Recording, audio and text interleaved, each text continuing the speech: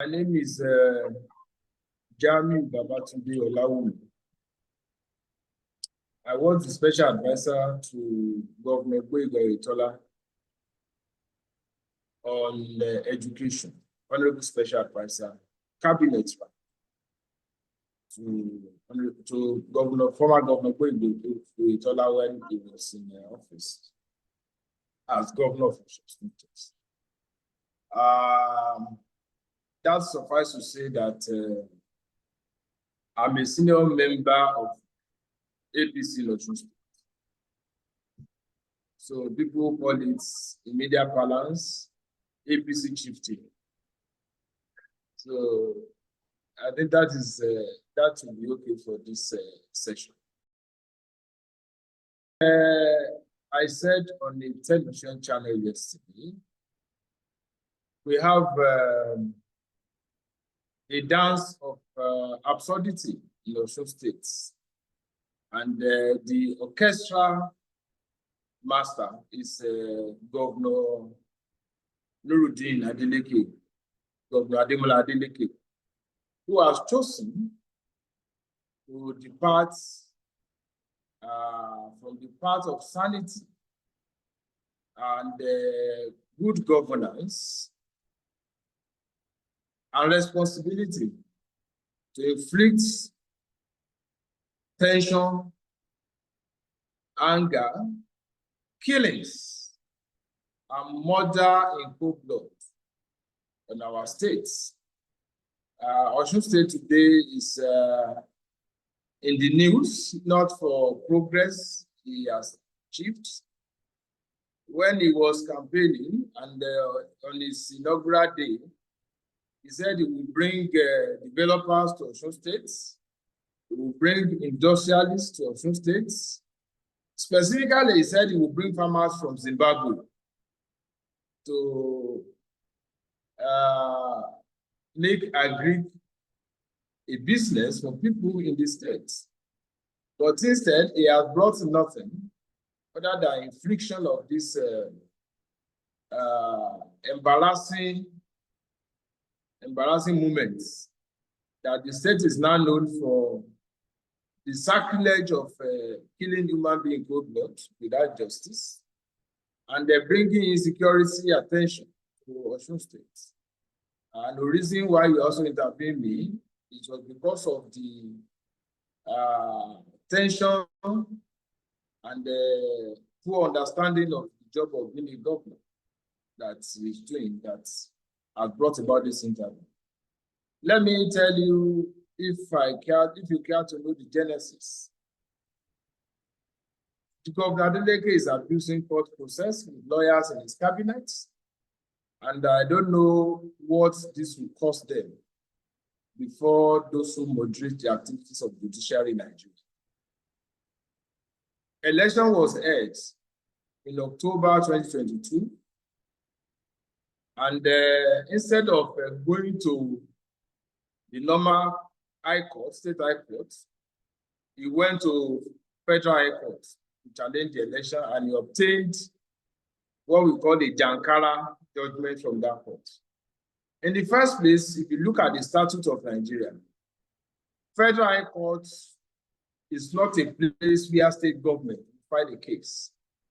Federal High Court has specific duties on taxation, on drug matters, on boundary matters, and on cases between the federal government and the state government.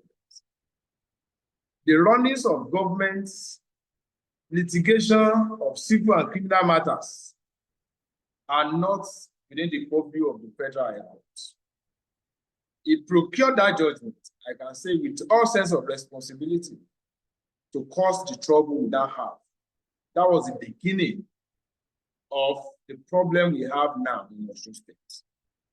And it has cascaded into becoming a dance of absurdity that I said when I started to talk to you now.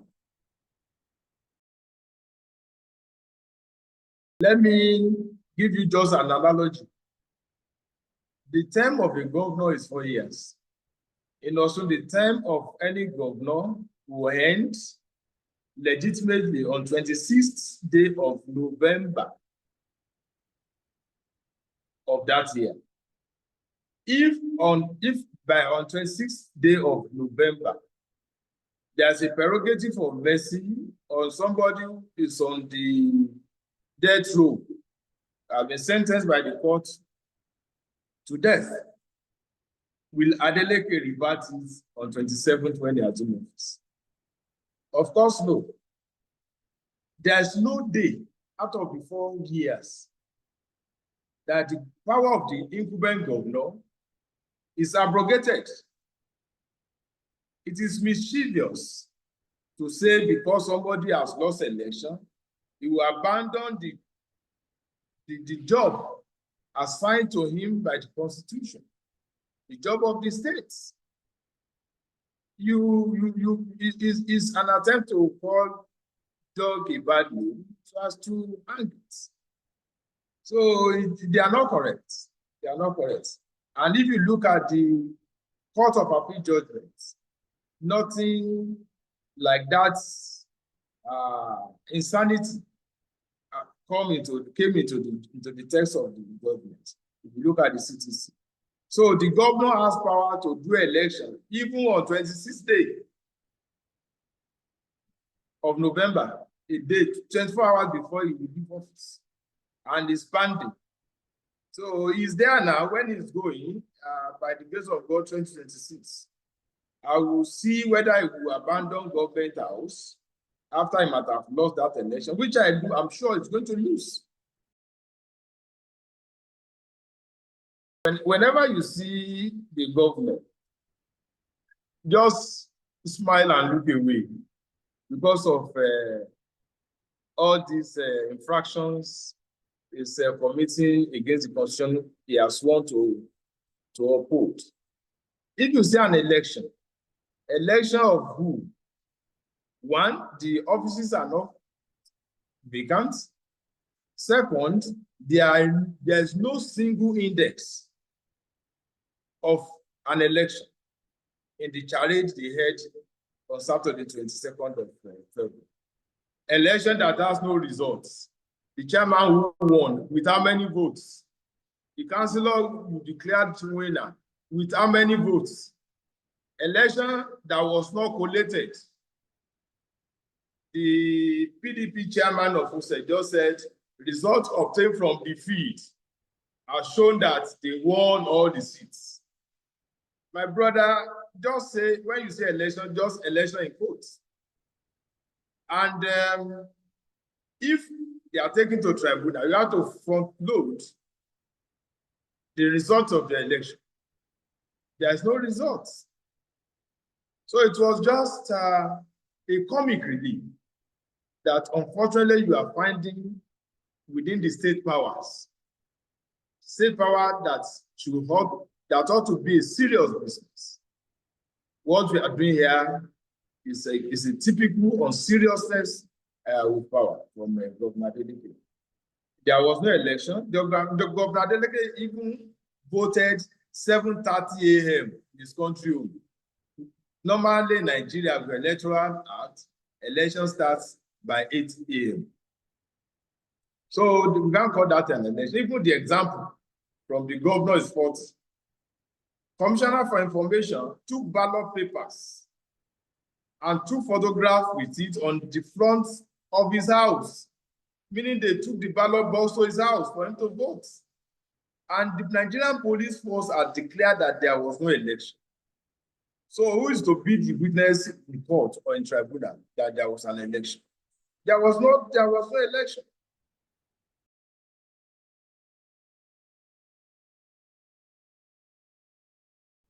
Reasoning would tell us that they wouldn't be going there to fight.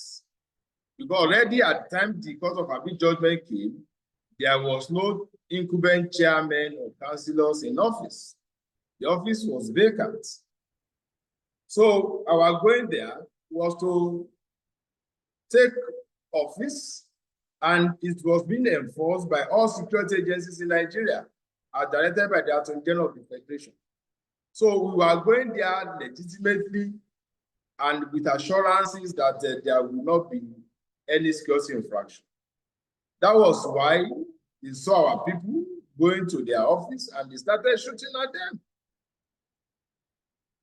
Where the security was able to overpower them, that they discovered themselves that they could not be able to engage them, that they would be overwhelmed. Did they attack? Where they killed one of our chairmen was on a truncated, dualized highway that was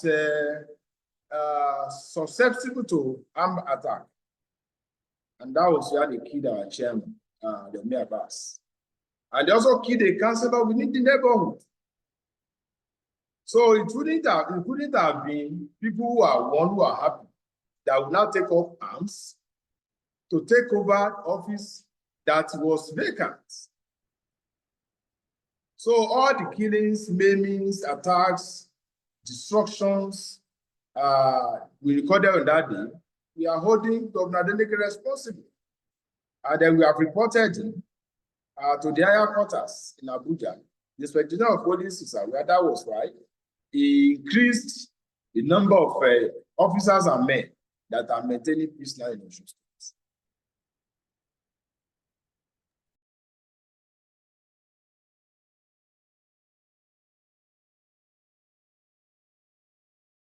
I like the courage you put into this question because I think you are very interested in those two areas.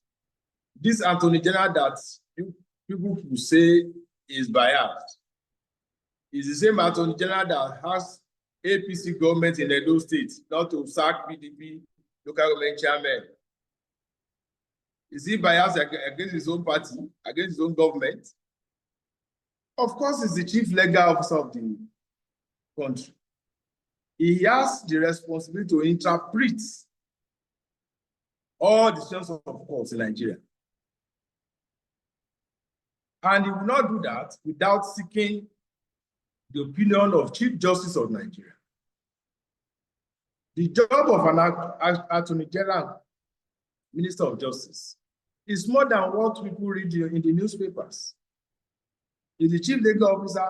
All the decisions for interpretation goes to him first. And let me also add this. The Nigerian Police Force also has a legal department that has about 3 or more senior advocates of Nigeria, who will also interpret the court judgment. And the Inspector General of Police himself is a lawyer. The same thing goes with the National Security Advisor. It goes with the Civil Defense. It goes to the DSS. What are we talking about? Anybody who thinks there's a bias in this has to reason his opinion. The Attorney General that's biased now in Osun State is not biased in Edo, where the governor sacked PDP local government chairman, and he said they should have to be reinstated. We cannot treat issues episodically, independent of others.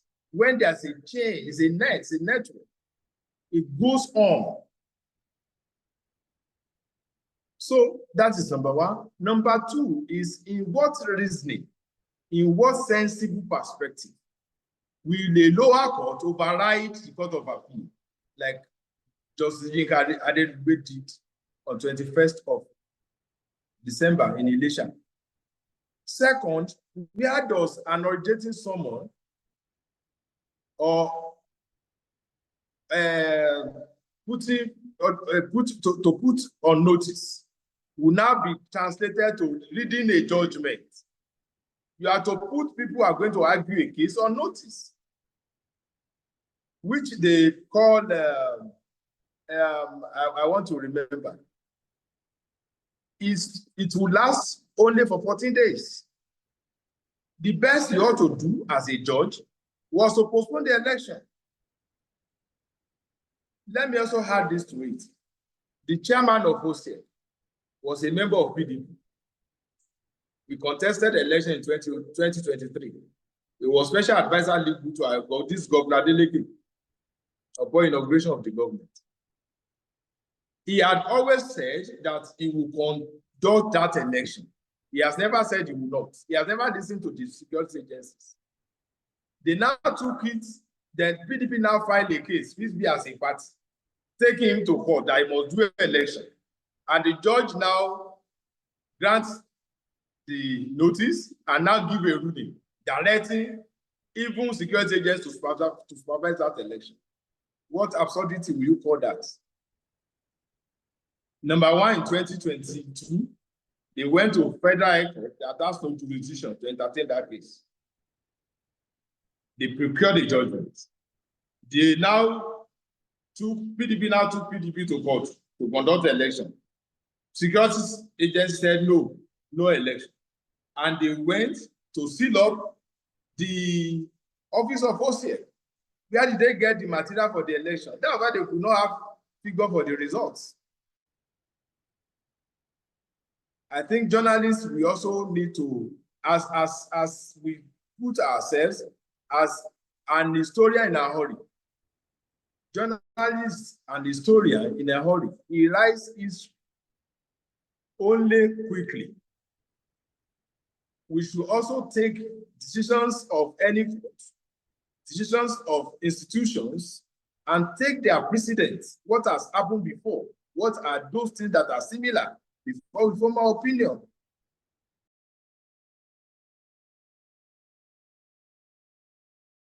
I commend the federal government and the Attorney General and security agencies for upholding the decision of the Court of Appeal in Osun local government election.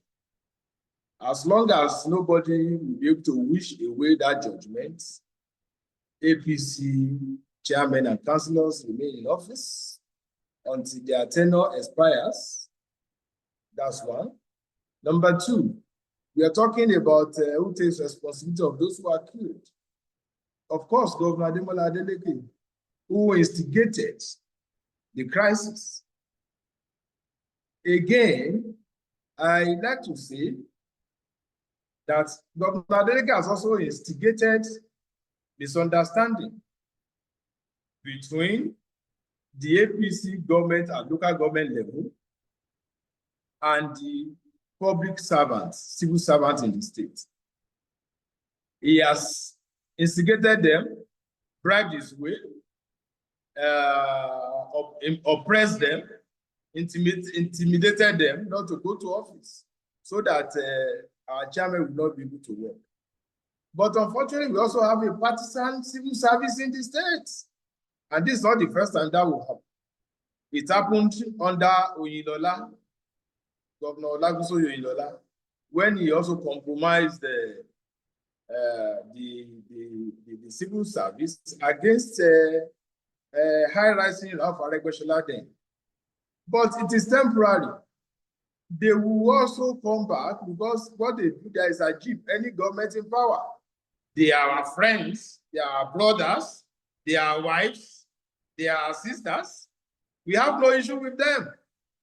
What we advise them is not to be partisan and go back to office to work for the salary they earn. But I know that whether now or tomorrow, they will come back to work. Yes, I like to say that to inform the world through you that after the Nigerian Labour Congress and the National Union of Local Government Employees announced they are withdrawing their service until there's peace in non-local governments. I want to report them that on Sunday, they were part of inauguration. Head of local government administration, HLAs, we caught them on camera when they were conducting swearing in for councillors under shade and under trees within the state secretariat complex. We want to say this is partisan, and they are taking more than their banks. Again, we have caught them in in camera, the HLA of Odo in local government is a lady. We saw him in the house conducting meeting between himself, the local government chairman of PDP, the fake one, and the fake councillors in local government. We have also caught them, attempt for them to change signatories to the bank accounts in favor of this fake chairman. And we have also caught them on radio program this morning, vowing that they will not go back to office. All these things are beyond their responsibilities. Please let us escalate this and let their relations, their kids and kids, warn them of acts that will land them in jail eventually if they contravene the laws of the land. So that will be my remark.